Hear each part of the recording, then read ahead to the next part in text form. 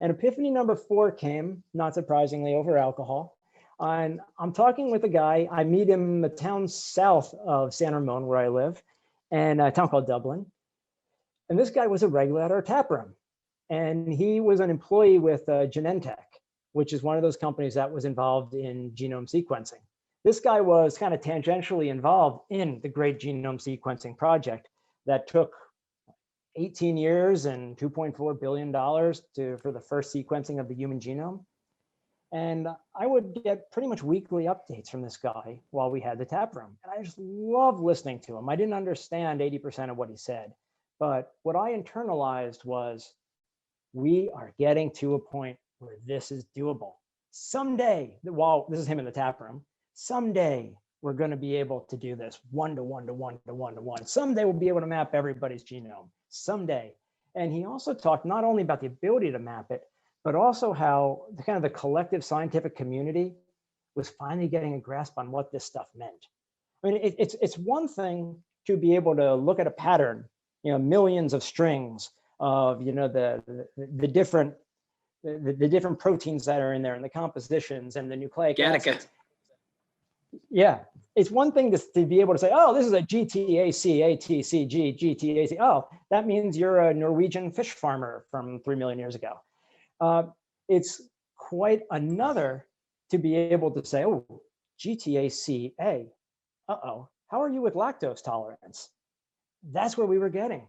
We were able to, so the first thing we did was we were able to recognize patterns and be able to do things like ancestry and heritage and be able to say, okay, you are clearly a Central European with some Irish and some, maybe like a northern Southern Asia Aryan influence from the olden days, and paint that picture of who that person is. But we were only now at that point when the brewery shut down and I stopped seeing this guy regularly in the tap room, we were only then starting to get to the point where we'd start to be able to understand the physical implications, the physiological impact of certain patterns. And science was moving. Like Moore's law for technology, Moore's law for genomics was very much in play. Now, fast forward to the day of epiphany number 4, and this guy says to me, he says, oh, damn, Ian, we're there. We are there. We can do it. And so I'm talking with him, and he's just telling me about how it's exploded, how we can now sequence 17% of the genome. And that 17% is the magic number, because if you look at our DNA, we're 83% the same as a banana, right? That final 17% is what makes us human. And that final 2% is what makes one of us really, really, really, really, really different from a mollusk. So it's really 1% is one that has us really different from each other, right? Within that 1%. But it's not all in the same area. So this guy was saying, we can now figure out what's important, and we can do it within 2.5 days, 3 days for $100.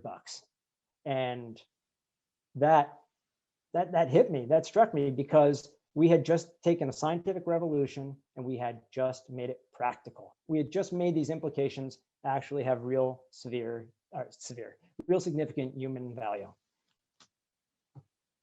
Nutrition as a passion flared up there. Precision nutrition as a epiphany was right there. That was the natural expression epiphany, epiphany number 4. It's also a nice segue kind of into talking about another foursome, which I call the 4 pillars of precision nutrition.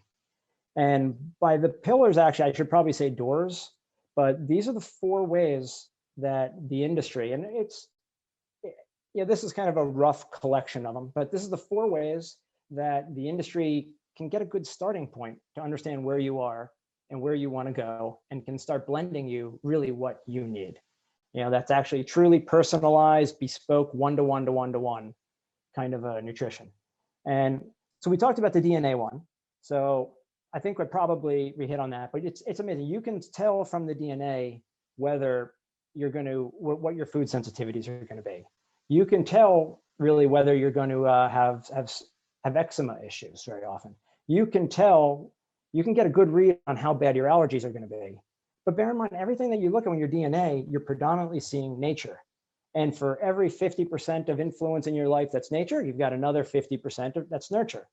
And maybe it's a little higher, maybe it's a little lower. That's actually more a philosophical question than it is a scientific question.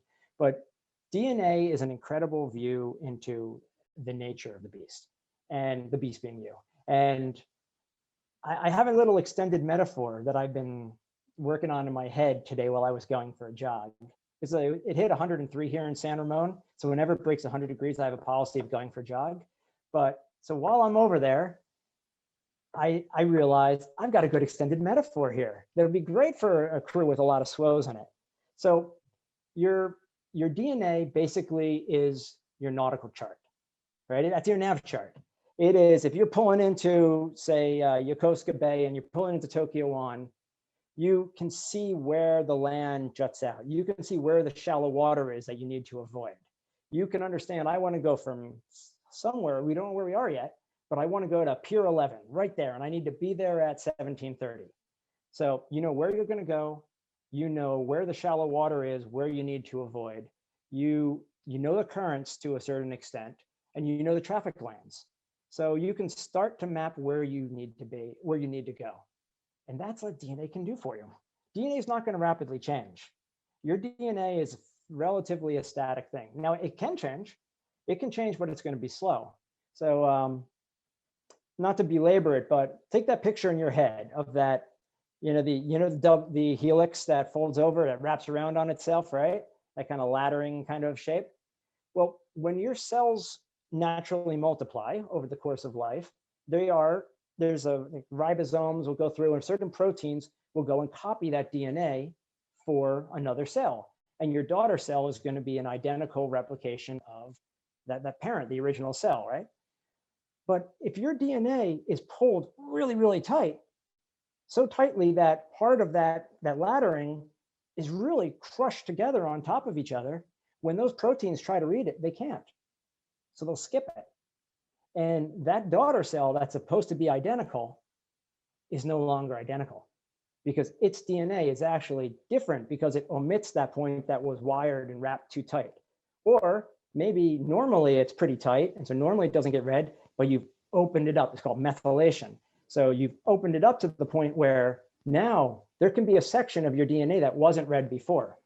So it's kind of a natural evolutionary thing, and your nutrition can have an impact on this. That's where nurture starts to affect nature, even within DNA. And that process, that's not going to happen overnight. That's not going to happen in a week or a month. That's going to happen like every few years. So if you've ever had a DNA test and you're wondering if you should have another one, if you think you've done some significant lifestyle change, if it's been 10 years, you know what? It's worthwhile to do, because you might actually find something different. That's really, I'm going to oversimplify here, but you've heard genomics, the study of genes. Epigenomics is kind of taking a little bit more of that time dynamism into it. So we look a lot of epigenomics when we actually start crafting a supplement, which is based upon what we know, what vitamins we know you'll be able to absorb well, what vitamins we know you're going to be challenged, and minerals you're going to be challenged to produce. All that stuff, that's kind of the DNA side. That's one of the doors. Now, the second door, which is actually the simplest, and I probably should have led with, is your goals, right? Because it's important. If two people with the exact same DNA come to me and they say, hey, we want a supplementation designed for it, it matters. Is that person planning on joining a CrossFit gym? If they are, we're going to give them a different supplement than if that person is, say, trying to get pregnant, or if that person, say, is just getting over mumps or a long-term disease. We're going to give a very different supplementation regime based on what your history is, what your ambitions are, what your goals are. So if DNA was your nav chart, your goals are actually, ultimately that's Pier 11, that's 7:30 or 1730 when you want to get there. So now you've got your nav chart, and now you've got your time and place and your objectives. That's the starting point. But it's not enough to work on. You need those two other doors if you're going to build yourself a good supplementation program. And those are your microbiome, which is something that's actually getting a lot of press right now, and also cognitive assessment tests. So your microbiome, this is This is cool. This is what all the cool kids are talking about nowadays, because it's like the in-hip thing. Last 2 years, you're hearing about it tons, because we've got Moore's law on steroids going with microbiome understanding. The idea here is that your gut may be just as important to your neurological health, and actually your whole physical health, your gut, as your brain. And it's called the gut-brain axis, which is basically talking about this intense interaction between the two. And I'll lead actually with a hyperbolic number, because bear in mind what I'm saying may be complete BS. Nobody really knows, but it's not complete BS, but there may be some exaggeration in here. But I'm going to give you the number, which is what you will hear if you talk with a lot of scientists and researchers in a lot of your East Asian institutions. 99% of the cells in your body are not human. So 99% of the cells in your body are not human. They are bacteria. They line your intestines. They line the walls of your organs. They are inside your stomach. These are the bacteria that are every bit as pivotal as your own organs and your own digestive system in controlling how well you feel.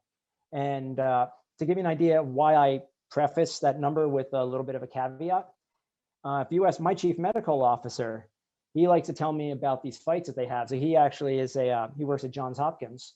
He's a faculty member there, but he tells me they like to have the same fight over and over again, where everybody believes it's somewhere between 87% and 96%. So Johns Hopkins says 87 to 96. As a comparison, if you search the internet, the lowest number I've ever seen is 51%. But what that a point of clarity there, correct me if I'm wrong, but I think what you're talking about isn't the count of individual cells, but more the count of cell types. Is that correct? Actually, that as well. And that's part of the confusion with the number. That's part of the confusion number. It's such a rich atmosphere, because some of these guys are so small, right? Even compared to one of our cells, which is small. But the truth of the matter is, nobody really knows exactly how many of them there are.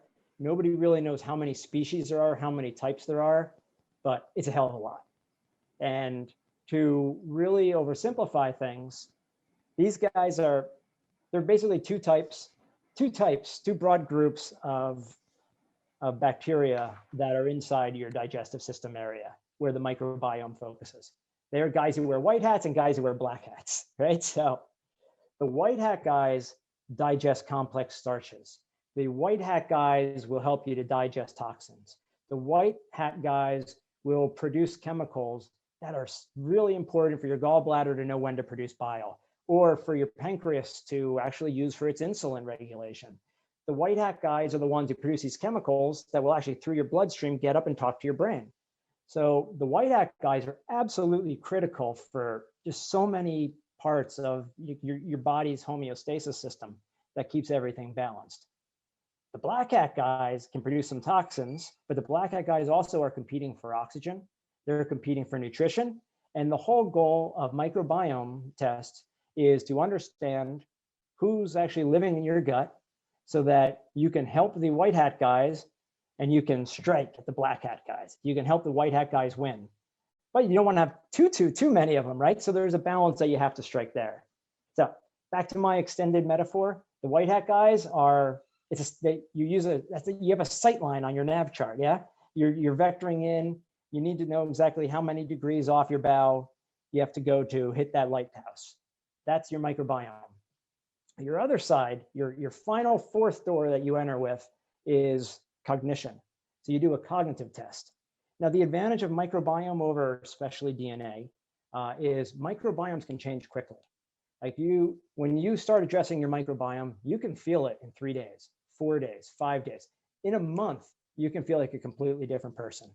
And if you're taking your DNA test every 5-10 years, you should take a microbiome test. I do it every 6 months. People who try to sell you microbiome tests will tell you should take it every 3 months. But either way, the first time when you start a microbiome-based routine, you probably do want to do it 3 months. But then, every 6 months, and you'll feel it, and this can prove it for you that you're actually having an effect. Now, your cognition tests are even faster to see results and even faster to feel results and feel change.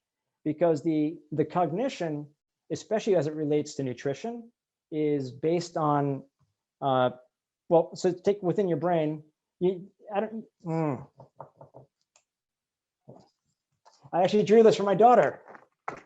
I'm going to get to use it here. So this is a neuron, right? And I don't know if this is going to work. So this is the body of a neuron, the cell body, also called the soma.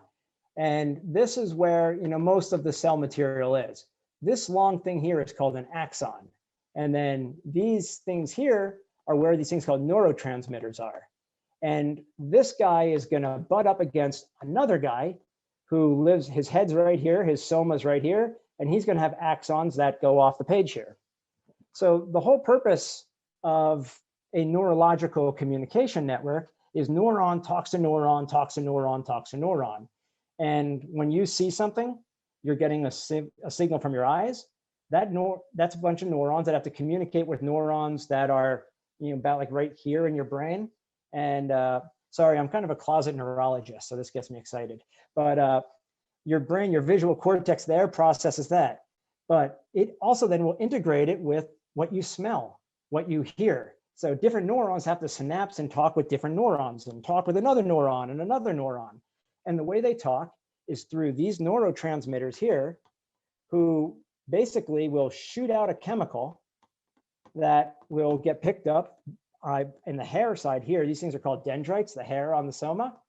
This picks it up and it says, oh, wow, yeah, you're giving me some acetylcholine, that's exciting. So this guy gets excited. He actually builds up an electrical charge that then fires down his axon. And he hits this threshold of electronegativity. He breaks through it and it fires the axon, gets to his feet here, and he has all these neurotransmitters of his own that he's made up, and then he fires them to the next guy, who then fires them to the next guy, and fires them to the next guy. And that's how you think. And what the nutrition is imperative for, especially the B vitamins, are the B vitamins, and also a lot of vitamins and a lot of your minerals are absolutely essential elements for these neurotransmitters. Basically the language these guys talk in. And also this whole stretch of the axon right here is almost like take an extension cable, right? In a power cable. And the inside, you've got your metal wire that's conductive. And then the outside, you have to wrap it with rubber, right? The insulation. Because if you don't have it wrapped, you can short circuit. You can talk to a neuron that you're not supposed to talk to. That would be bad. Or actually, that's the kind of thing that happens with like Huntington's disease. You can have wrong firing. Or if the insulation's gone, you lose so much that cell can't communicate its own excitement internally, right? It cannot push that charge along the length of its axon. So you need to have that insulation in place. And that insulation requires cobalamin, also known as B12. So there are some direct neural dependence on your nutrition, on the minerals you consume, on the vitamins you consume. And one of the quickest ways to see a B deficiency is to see that you're a little slower in that word coming to you. You're a little slower in recognizing that face. You're a little slower in this. And when you get that B in your system, or when you get the right mix of minerals and vitamins and they're in your system, you will notice your brain will fire better, your memory will work quicker, you're going to recognize images when you see them faster, you're going to be able to pull different senses together that much faster. So that's the fourth. That's the second sight line, because you need to try, I'm back to my extended metaphor here. So you're bringing your ship into port, and you need to know where you're going. You need to know where the shallow waters are to avoid. And you need two sight lines. One is your microbiome sight line, the other is your cognition sight line. Now you know where you are, now you know where you need to be. One problem though, nobody's doing this. Nobody in the industry is doing this. So they're all doing piecemeal. And that's because a lot of your precision nutrition companies, they grew out of either a laboratory or they grew out of a single person's expertise. If they grew out of the laboratory, that laboratory was made to do microbiome assays or was purely doing cognitive testing. And So that's what they know. That's what they know best. That's what they're comfortable with. When they partner with a supplements company, they will make supplements for their specific purpose. They don't want to go the complexity. They don't want to be the old dog that has to learn a new trick. So they will create a microbiome only based solution. Basically, you just charted your future based on a single sight line. That's bad, you know? So also the cognition, right? If you do it just on cognition, it's myopic. You're not going to see the whole story. You're doing it based on a single sight line. The most common company is just doing it based on DNA, sometimes goals as well. But that means you're getting your nav chart, but you don't know where you're going. You don't know where you are at any given time. And it's not a dynamic environment that you're living in. And no one has brought it, no one before natural expression, no one has brought it all together with giving you this good kind of holistic view. And so that is epiphany number 4, really. Ian, I want to kind of put pause on this for a moment. I think it's not just that nobody's done it before, but I think in a very real sense, it hasn't been possible, right? I mean, the cheap genetic testing, the cognitive testing, everything being online, so you could actually put all that information together at once. Like, you guys couldn't have done what you're doing right now. I don't think you could have done it 10 years ago, right? No, we couldn't have done it 2 years ago. And we couldn't have done it a year ago, I don't think. Well, that was because of COVID, but it would have been, you're right. It's the confluence of technological advancements at the right time. And then it also is, it's science's kind of tendency to silo itself. The whole concept of the gut-brain biome, or the gut-brain axis, is something that's actually really controversial, because neurologists don't want to admit that endocrinologists or that gastroenterologists actually might be onto something. You have your area of expertise. So you combine the fact that, like you said, it's the perfect storm of everybody now has the capability, and we're realizing the complexity of interplay. And so NXP is going to be, possibly the first, but if not the first, one of the earliest. And I'm sure there are going to be, many that will follow, who's really going to be starting the whole picture together.